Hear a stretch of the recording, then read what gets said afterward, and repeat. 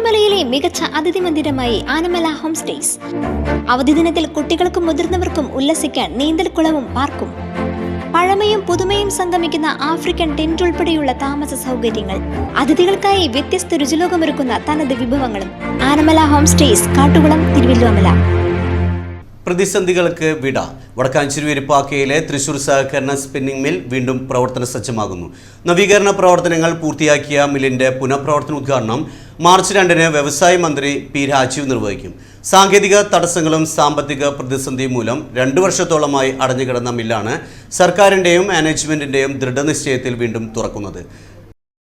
വടക്കാഞ്ചേരി വിരിപ്പാക്കയുടെ വ്യവസായ ഭൂപടത്തിൽ തൃശൂർ സഹകരണ സ്പിന്നിംഗ് മിൽസ് വീണ്ടും സജീവമാകുന്നു. 2023 ഫെബ്രുവരി മുതൽ ലേ ഓഫ് ചെയ്തിരുന്ന മില്ലിന്റെ നവീകരണ പ്രവർത്തനങ്ങൾ പൂർത്തിയാക്കി വാണിജ്യ അടിസ്ഥാനത്തിലുള്ള ഉൽപ്പാദനം തുടങ്ങാനാണ് തീരുമാനം. മില്ലിന്റെ പുനഃപ്രവർത്തനത്തിനായി സംസ്ഥാന സർക്കാർ 100 ലക്ഷം രൂപയും സ്റ്റാറ്റ്യൂട്ടറി കുടിശ്ശിക തീർക്കുന്നതിനായി 410 ലക്ഷം രൂപയും ഭരണാനുമതി നൽകിയിരുന്നു. ഇതിൽ ആദ്യ ഗഡു 160 ലക്ഷം രൂപ ഉപയോഗിച്ച് 76 ജീവനക്കാരുടെ ഗ്രാറ്റുവിറ്റി കുടിശ്ശിക തീർപ്പാക്കി. വൈദ്യുതി കുടിശ്ശിക ഇനത്തിലുണ്ടായിരുന്ന 23 കോടി രൂപ സർക്കാർ എഴുതിത്തള്ളിയത് മില്ലിന് വലിയ ആശ്വാസമായി.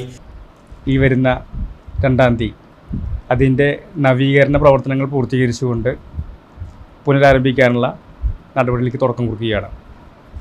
1986 ആരംഭിച്ച മില്ല് പല പ്രതിസന്ധി ഘട്ടങ്ങളും കടന്ന് ഇപ്പോൾ നമ്മൾ കഴിഞ്ഞ ഫെബ്രുവരി 2023 ഫെബ്രുവരി 6-ാം തീയതി അത് ലേ ഓഫിലായി.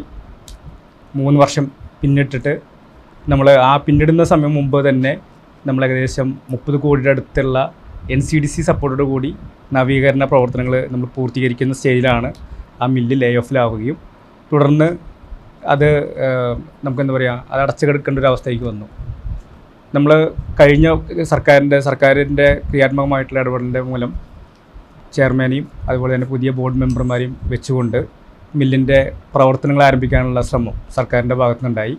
അതിൻ്റെ ഭാഗമായി ഒട്ടനവധി പ്രവർത്തനങ്ങൾ ഈ കഴിഞ്ഞൊരു 6 മാസം കൊണ്ട്, അതായത് ഈ 2023 ഫെബ്രുവരി 6-ൽ പൂട്ടിയ മില്ല്, ലേ ഓഫിൽ പോയിട്ടുള്ള മില്ല് നമ്മൾ ജൂൺ മാസം കഴിഞ്ഞപ്പോഴാണ് അതിൻ്റെ ബാക്കിയുള്ള പ്രവർത്തനങ്ങൾ ക്രിയാത്മകമായിട്ട് നമ്മൾ ആരംഭിച്ചത്.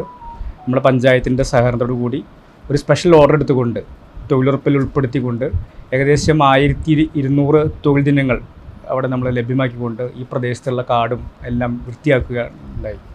ഈ മാനേജ്മെൻറ്റ് കമ്മിറ്റി ചാർജ് എടുക്കുന്ന സമയത്ത് നമുക്കറിയാം ഈ മില്ലിലേക്ക് കടക്കാൻ പറ്റാത്ത അവസ്ഥയിലായിരുന്നു. മില്ലിൻ്റെ ഫ്രണ്ട് ഭാഗം തന്നെ പൂട്ടിക്കിടന്ന്, കാരണം ഇപ്പോൾ മില്ലിൽ 60 റവന്യൂ റിക്കവറികളാണ് നടന്നുകൊണ്ടിരിക്കുന്നത്.